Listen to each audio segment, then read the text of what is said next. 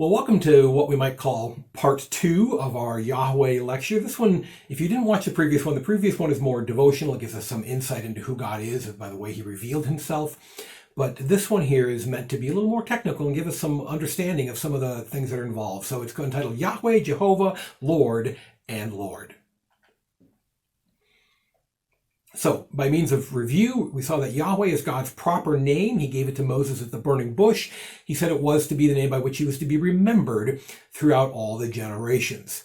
In Biblical Hebrew, the name is formed by four consonants. Biblical Hebrew is an all-consonantal language. There actually are no vowels in Biblical Hebrew. And so we see these four consonants transliterated as YHWH. Because it's made of these four consonants, most Hebrew words are three consonants, and because this one's made up of four, scholars call it the tetragrammaton, tetra meaning four. So, a little bit about how names come from the Old Testament Hebrew into the English that we use nowadays. So, for example, here's a name in Hebrew. So, see the three root letters there. Here's a transliteration, a letter for letter connection between that, what you see in the Hebrew font there and here. So we see these letter for letter connection. There it is. There's an A, there's a V, an I, and there's the D. So translation, that name means beloved. Now, it's not hard to see how that one comes into English. I think most of you are probably ahead of me already. David is how it probably should be pronounced in Hebrew, but it becomes David in English. We take the transliterated Hebraic letters and put them directly into our English Bible. Let's take another look at another example. So here's the Hebrew name, and if we transliterate it letter for letter, we get Yeshua. It means Yahweh saves. And in English, it's usually written as Joshua. One of the things, if you study this for long, you'll find that the Y's and J's, because of the detour that much of this took through Latin, Y's and J's are a little bit fungible. They're a little bit interchangeable. And we'll see that a fair bit, actually. But it's not hard to see how Yeshua becomes Joshua, and we can hear the overlapping sounds. Let's take a look at another one. There's another three consonant root. And there's the transliteration. It means adversary or accuser, and it comes in English as Satan. Might be pronounced Satan in Hebrew, but comes in as Satan in English. So let's go back to Yahweh now. There's the Hebrew, the tetragrammaton. There's the transliteration of those letters. The translation, meaning I am. Remember, that's a paranomasia. It's kind of a play on the sounds. It doesn't exactly mean that by grammar, but certainly the Lord connects his name to I am by the way he reveals himself to Moses at the burning bush. And so we expect in English to find this as Yahweh. And yet that's not what we find. Interestingly enough, almost every other Old Testament name is just brought into English by transliteration of the Hebrew. And yet for some reason we don't do this with God's proper name. Rather, we translate it as Lord. So what's going on there? Why is that the case? Well, to help us understand, we're going to take a look at Deuteronomy 6:4, the Shema. Here it is in Hebrew, and you'll notice that the tetragrammaton appears twice. So if this is the name Yahweh, we expect to hear it twice. But and I'm not always great at Hebrew, but let me recite for you the way a Jew would recite the Shema. Shema Israel Adonai Eloheinu Adonai Echad. Notice you didn't hear Yahweh at all. So what's going on with that? Well, somewhere along the way, somewhere in history, the Jews stopped pronouncing the name of God. And it appears to have been sometime before 200 BC. The reason we can say that is because the Septuagint, the Greek translation of the Old Testament that was started around 200 BC, it does not do a transliteration for Yahweh's name. Rather, it replaces Yahweh's name with Lord. And so it appears to be rooted in their understanding, their zealous application of the third commandment. You shall not take the name of the Lord your God in vain, for the Lord will not hold him guiltless who takes his name in vain.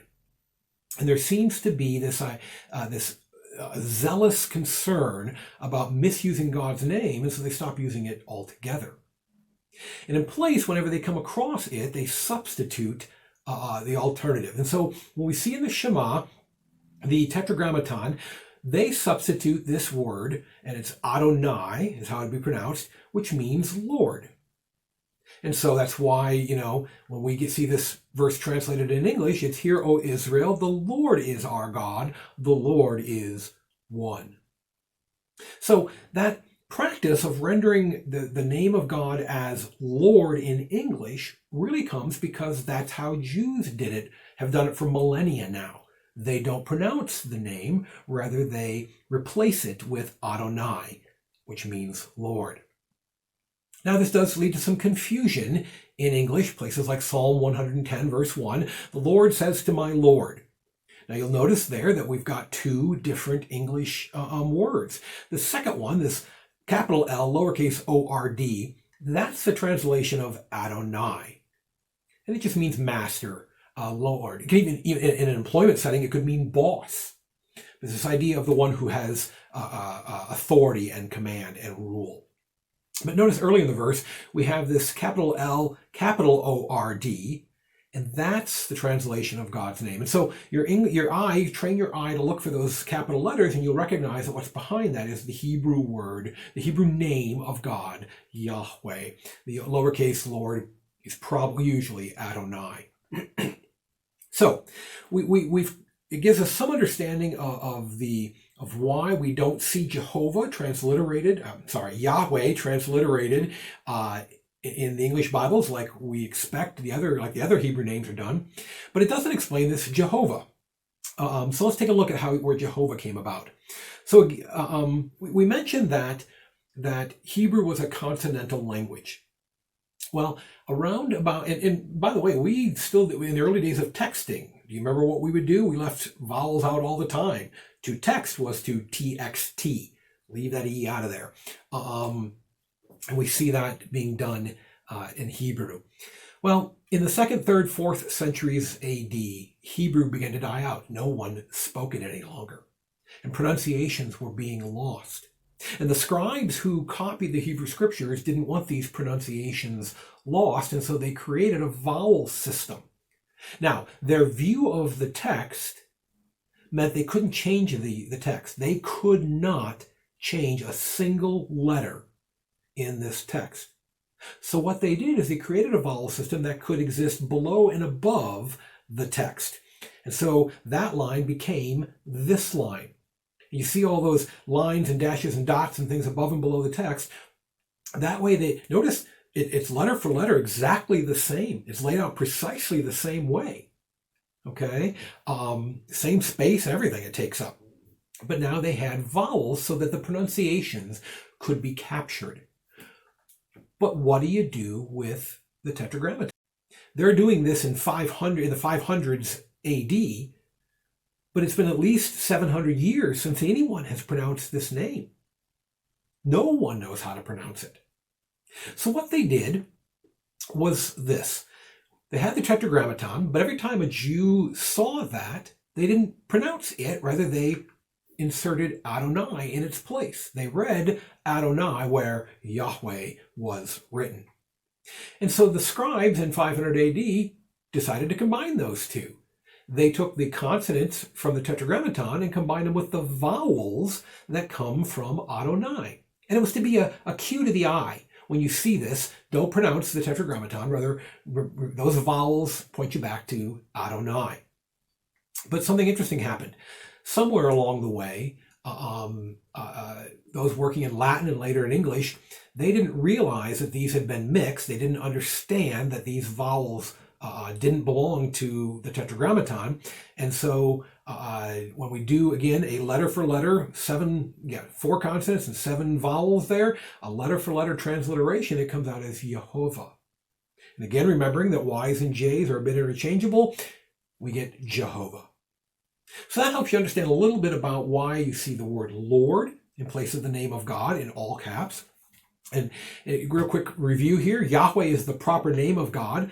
Sometime in history, Jews stopped saying the name and so the pronunciation was lost. They substituted Adonai, which means Lord. English Bibles follow that practice. The Holman translation, used largely by the Southern Baptist Convention, actually transliterated God's name up until the latest edition, but the most recent edition, which I think came out in 15 or 17, now they've gone to using Lord also. So all the major English translations follow this practice. So Lord in lowercase letters is usually a translation of Adonai. If it's in all uppercase letters, it's usually the translation of Yahweh. Blending the consonants from the Tetragrammaton with the vowels out of Adonai gave rise to Jehovah. So I hope that clears up some confusion for you and helps you understand where all these things are coming from. Thanks for joining us. Bye-bye.